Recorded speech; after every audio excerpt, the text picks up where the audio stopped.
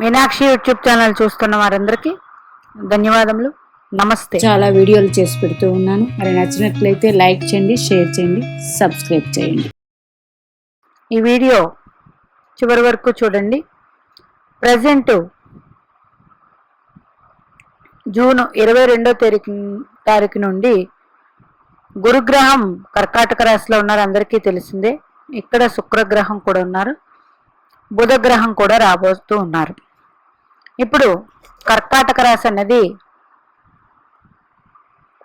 కాలపురుషుని చక్రంలో శుభస్థానం, చంద్రుడి రాశి.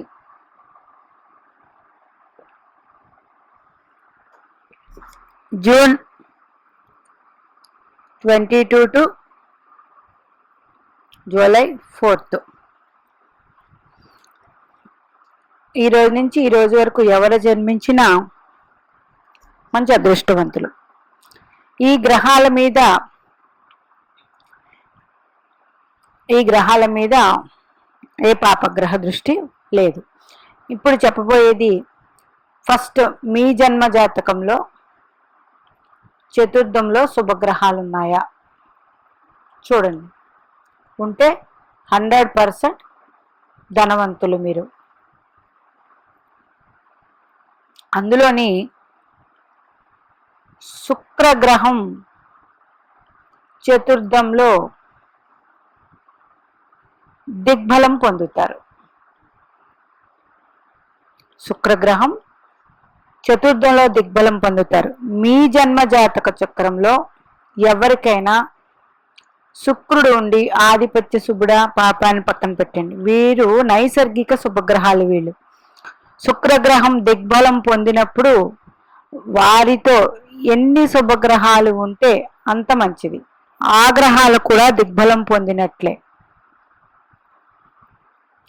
ఇక్కడ గురుడు ఉచ్చ పొంది ఉన్నారు. కాలపురుషుని చక్రంలో గురుడు భాగ్యాధిపతి కాబట్టి గురుడు ఉచ్చ పొంది ఉన్నారు. ఉచ్చ పొందిన గురుడితో దిగ్బలం పొందిన శుక్రుడు, మరి ఇది కుబేర యోగం.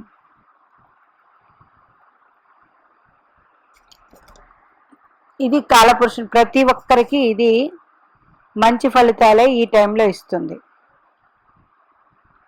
మీ జన్మ లగ్నానికి శుక్రుడు యోగకారకుడైన, గురుడికి యోగకారకుడైన, బుధుడు యోగకారకుడైన, దిగ్బలం పొందిన శుక్రుడు ఉచ్చ పొందిన గురుడితో ఉంటారు కాబట్టి ప్రతి ఒక్కరికి ఈ టైము మంచి యోగాలను తెచ్చిపెడుతుంది. అందుకనే చతుర్థ స్థానంలో శుభగ్రహాలు ఉన్నవారు సుఖవంతులు, పాపగ్రహాలు ఉన్నవాళ్ళు కొంచెం ఇబ్బంది పడతారు. ఎందుకండి?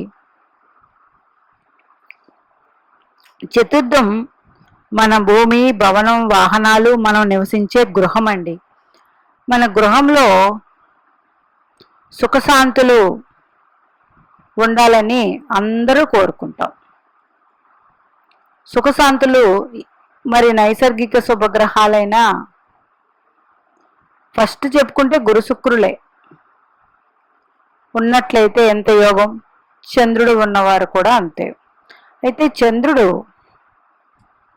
పూర్ణ చంద్రుడా, క్షీణ చంద్రుడా అన్న బట్టి ఉంటుంది. అలాగే ఉండి పాపగ్రహ వీక్షణ లేకుండా ఆ గ్రహాలకు ఉంటే గుర్తుపెట్టుకోండి, గ్రహాలు ఎంత బాగున్నా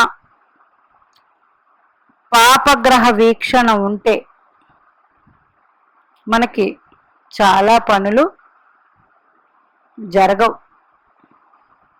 అందుకని పాపగ్రహ వీక్షణ అన్నది ప్రతి వారికి ఏదో గ్రహం ఏదో స్థానాన్ని చూస్తూ ఉంటుంది కదా. అంచేత పాపగ్రహ వీక్షణ అనేది మంచిది కాదు.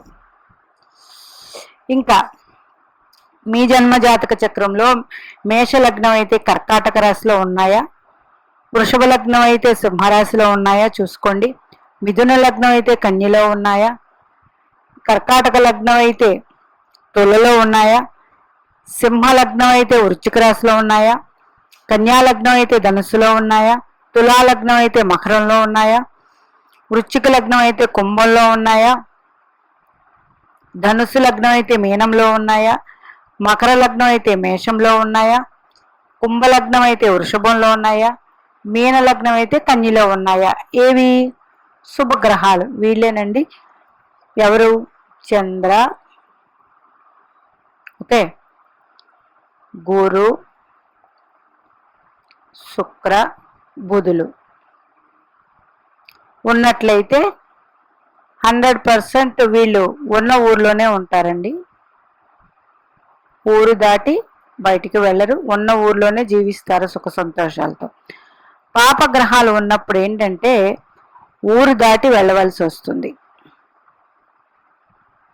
పాపగ్రహాలు ఉన్నప్పుడు, ఇలా పాపగ్రహం ఉన్నప్పుడు గురు దృష్టి కానీ శుక్ర దృష్టి కానీ ఉంటే ఫస్ట్ ఆప్షన్.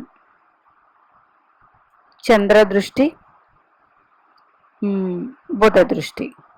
ఇందులో బుధుడికి ఆప్షన్ 2 ఇద్దాం, ఎందుకంటే ఈయన ద్విస్వభావంగా ఉంటారు. చంద్రుడు క్షీణ చంద్రుడు. ఫుల్ మూన్ అయితే మీకు ఈ చంద్రబుధులు శుక్రుడు సమసప్తకం అవుతారు.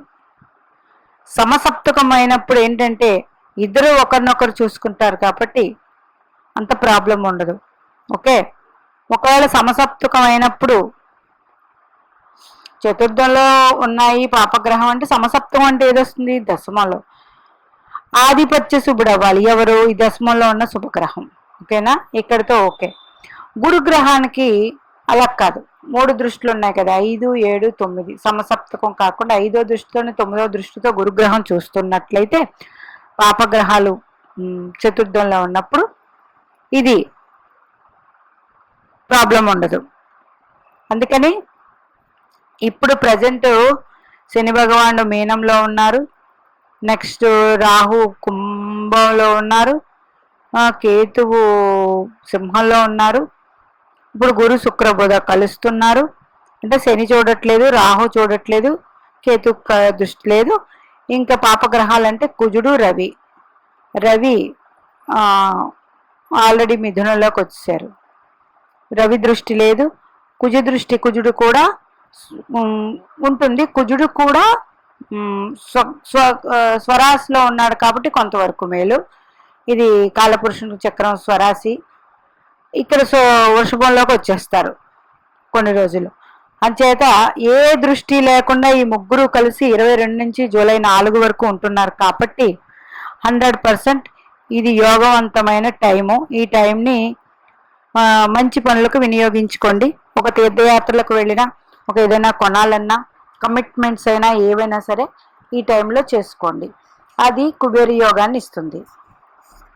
అట్లాగే మీ జన్మజాతకంలో చతుర్థంలో పాపగ్రహాలు ఉన్నట్లయితే శుభగ్రహ దృష్టి ఆ గ్రహం మీద పడుతుందా చూడండి. లేనప్పుడు కొంచెం ఇబ్బందులు ఉంటాయి, పాపగ్రహాలు ఉంటాయి. ఒక వ్యక్తికి వృషభ లగ్నమే తీసుకుందాం. శని భగవానుడు ఆ వృషభ లగ్నానికి యోగకారకుడే. ఓకే, వృషభ లగ్నం స్థిర లగ్నం. ఓకే, స్థిర లగ్నానికి భాగ్యాధిపతి 50% బాధ పెడతాడు. ఈయన చతుర్థంలో సింహరాశిలో శత్రుక్షేత్రంలో ఉన్నారు. అప్పుడు యోగకారకుడైనప్పటికీ శని భగవానుడు గృహంలో వీళ్ళు లగ్జరియస్గా అనుభవించలేరు. అంటే పాతవి అట్లాంటివి కొనడానికి ఇష్టపడుతూ ఉంటారు. ఎక్కడ కొన్నా తక్కువ రేటుకి రోడ్లు సరిగ్గా లేనివి, ఇవి లేవి అవి ఏదో రకంగా కొనడానికి ఇష్టపడతారు. ఒకవేళ అన్నీ బాగుండి దశ అనుకూలించి గృహం కడితే ఆ గృహం అందంగా వాళ్ళకి తయారవదు, మామూలుగా నివసించే విధంగా ఉంటుంది. కాబట్టి వైభవం అంటే ఏంటి? శుక్రగ్రహం వల్ల వస్తుంది. ఇంట్లో వైభవమైన సామాన్లు, యోగం, ఇవన్నీ కూడా. అందుకే పాపగ్రహ దృష్టి ఉంటే ఈ విధంగా ఉంటుంది. అదే శుభగ్రహాలు ఉన్నాయంటే 100కి 100% మంచిది. ఇంకపోతే కాలపురుషుని చక్రంలో చతుర్థాన్ని తీసేస్తే 4 కాలపురుష కుడి చక్రంలో గురు శుక్ర బుధులు కలిశారు కాబట్టి ఇది ఈ భూమి మీద ఉన్న వారందరికీ ఇది చతుర్థ స్థానం కాబట్టి ప్రతి ఒక్కరికి ఇది మంచి జరుగుతుంది. 100కి 100%. మీనాక్షి దేవి ఆశీస్సులు మనందరి మీద ఉండాలని కోరుకుంటూ నమస్తే.